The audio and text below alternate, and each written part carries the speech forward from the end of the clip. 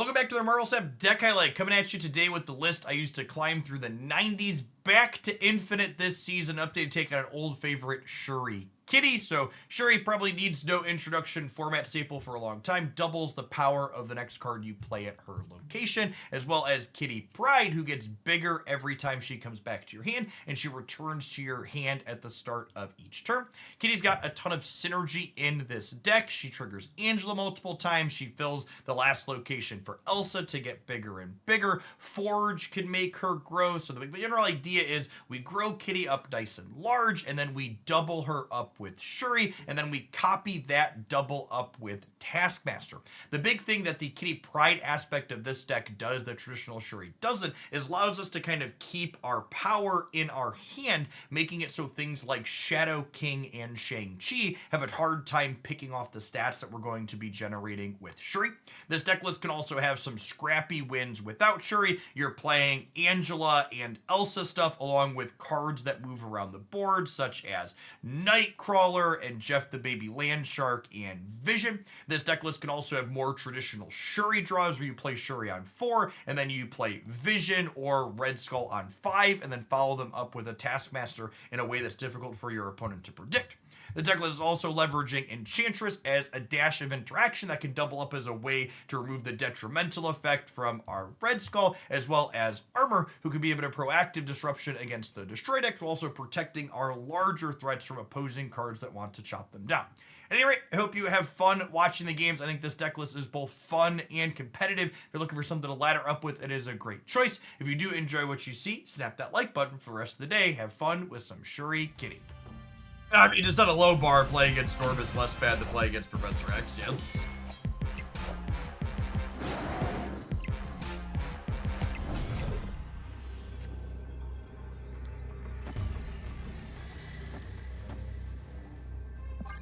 Or to 1.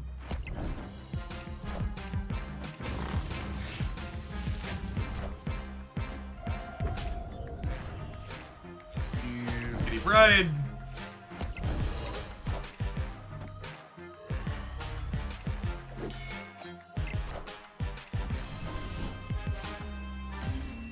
We technically would have had a full time without Kitty, but Kitty gets us over the finish line here. Everyone just complained when they didn't line up. I think not having them is a should have.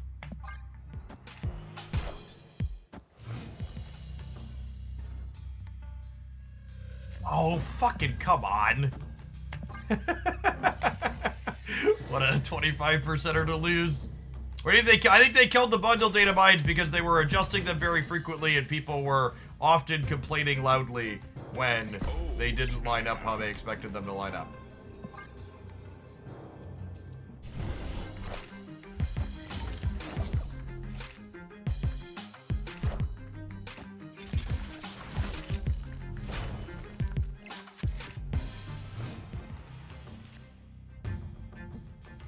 Now, the squirrel, unfortunately, means I can't Shuri into the Elsa path, but I think that's fine.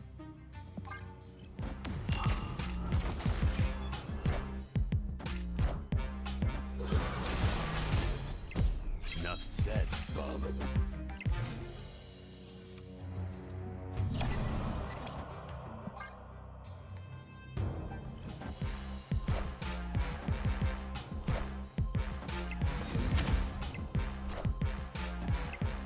Venoming Necrosha. Desperate times, chat. Desperate Enough times. said, bub.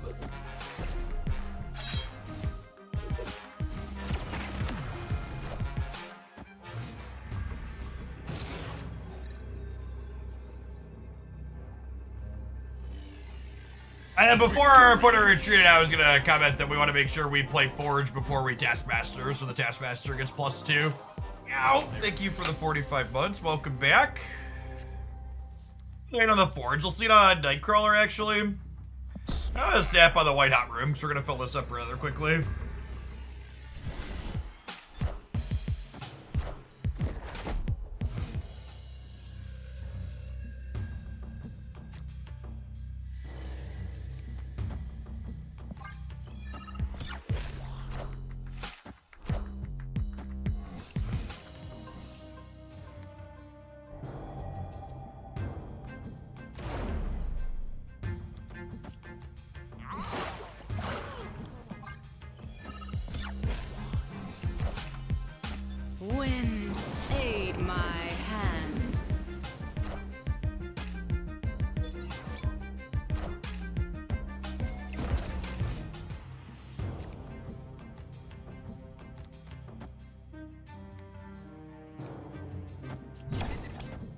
So much Lockdown. Lockdown is the best and most popular deck in Marvel Snap right now by a pretty significant margin. My editor just pinged me, and they are uploading the best decks video that I recorded content for last night. But to say the least, there's a lot of Lockdown, yeah. You can be a Quake gamer. I'd be surprised if they're gonna Quake the Crown City out of the Omega Red.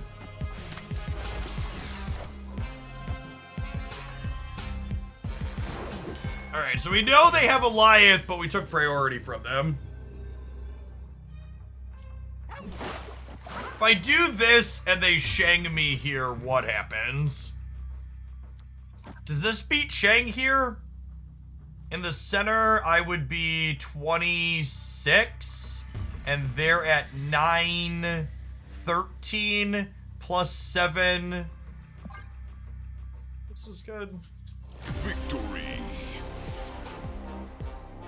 I think that's like the one thing you can do. The less sarcastic answer, I guess, is you could build a deck that plays Goose, Cosmo, and Storm to force them into playing Hela into a specific path so you're not guessing. But the reality is that, like, you're just guessing a lot of the time. And your out is just hoping their deck doesn't work.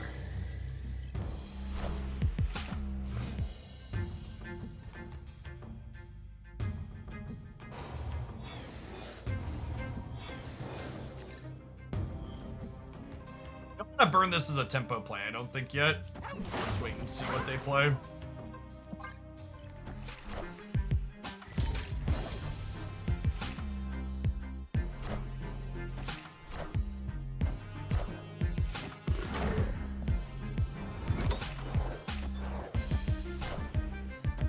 I agree that Zabu has made Goose a worse card. I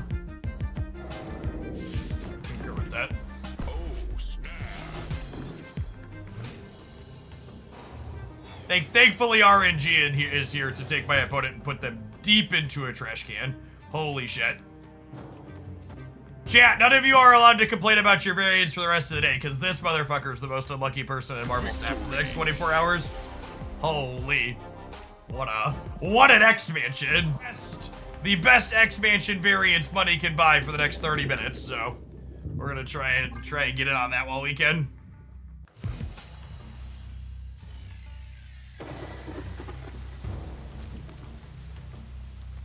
Oh, snap.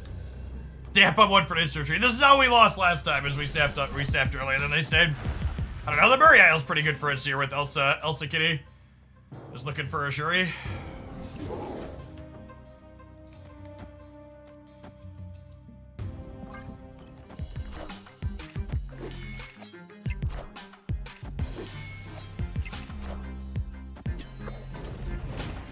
Rude opponent. That being said, Enchantress is typically pretty good against decks that,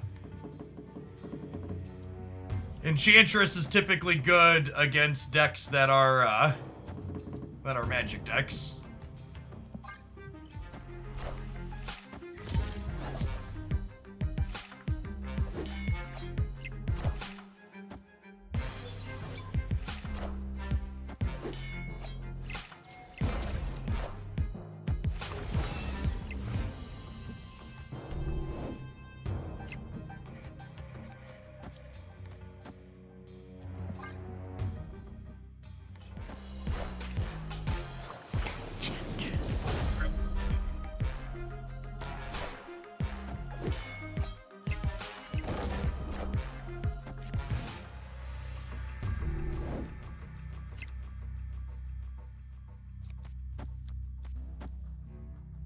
So we do this, and then next turn we play Kitty into the Shuri path, and then we Taskmaster her.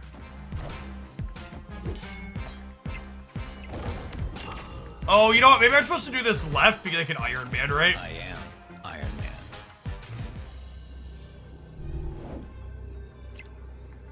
Although I guess if they onslaught here, we're winning here and here, right? And if they Living Tribunal, we're still winning. I think I'm staying. Yeah, sweet. Victory. Yeah, like Living Tribunal's not enough. Living Tribunal would give them plus 18 here, up to 42, 50, 52, 52. Cut by 3 is less than 26 power kitty and 26 power kitty. Is the score set when you hit infinite? The faster you get, the higher the score? No. In fact, the points you enter infinite with are based on your internal hidden MMR number. So, like, I entered infinite above what other people enter infinite at who entered before me because my internal MMR is higher than theirs. And similarly, some people that enter after me will enter with more than 8,000 points because their MMR is higher.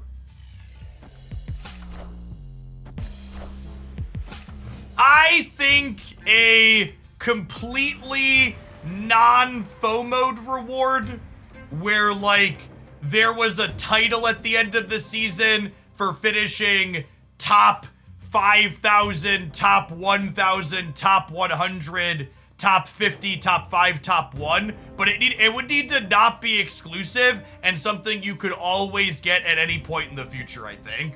I think something like that would be cool. I think if you gave out, like, exclusives every single season, that would be bad and discourage people from playing. But I think, like, having something where you could, like, set a goal to grind for one season to achieve it, I think that would be neat and good.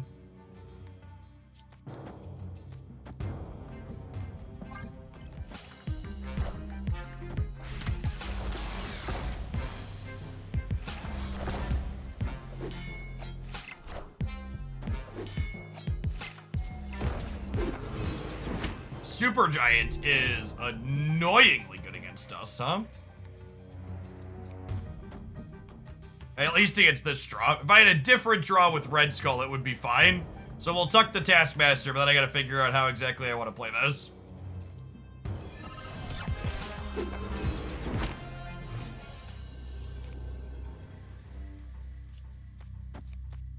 I guess I do this, so I go to 14 over here, and then I still have points here.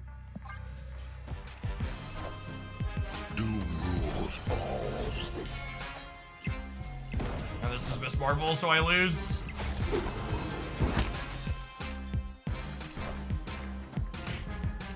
And this is just, you know, classic Alioth gameplay.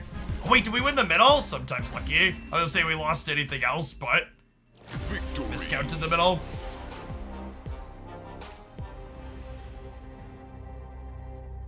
But this was a roted deck. They discarded it with Sokovia. The roted decks are actually just lockdown decks that people shove bad pet cards into.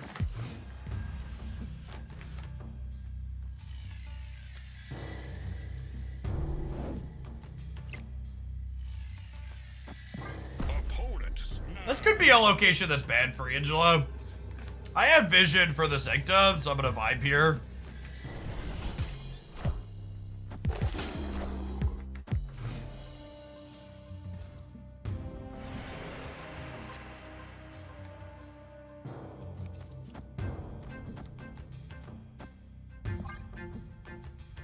Loaded Forebearer, thanks for the 7 months. Welcome back.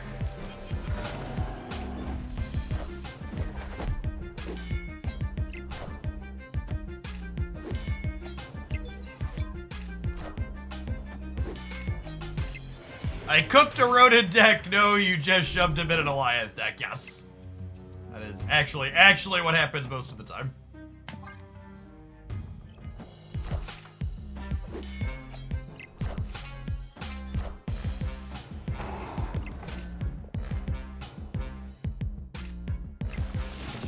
Alright, we can dodge a Killmonger, we can dodge a ball. I don't think they're a Killmonger deck, chat. I think I snapped them back before Oh, snap. they see what's next, right? They're almost assuredly a Shang-Chi deck. I want to play the Vision just in case, because Shang-Chi's in their output range. The Red Skull Taskmaster stuff is kind of mid into that.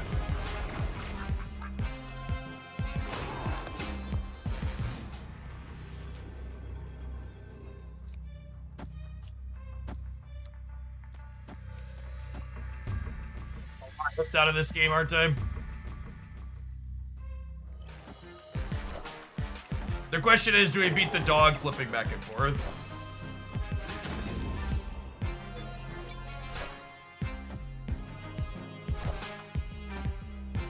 We're good, right? Yeah. A little bit. Victory.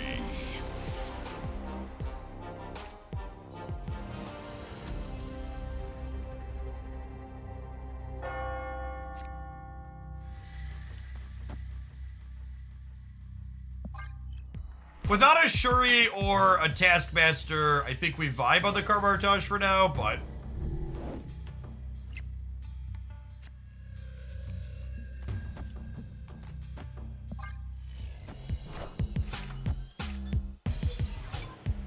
Crazy, I ended last season at 8,200 snap points and I came in at 7,400. Yeah, so your snap points are not representative of your MMR, and your MMR is what determines how many snap points you enter with.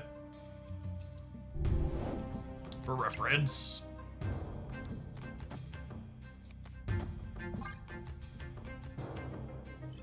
What's the best way to get snap points post-infinite? Playing unhealthy amounts of the game.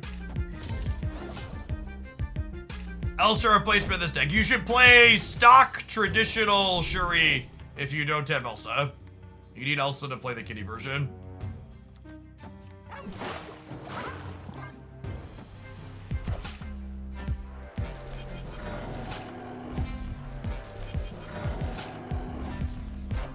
Chat, do you think they have an Eyeless?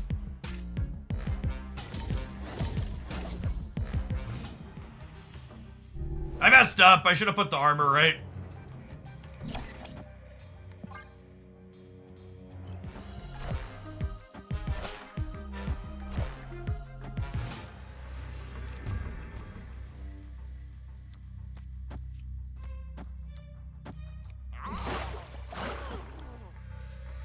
I think this covers most of their things. Yeah, they're leaving. Victory. I don't want a Shuri Kitty middle despite getting really big there because we'll die to their Shang-Chi. That's all. Snap the like button if you'd be so kind and check back in again tomorrow for another highlight.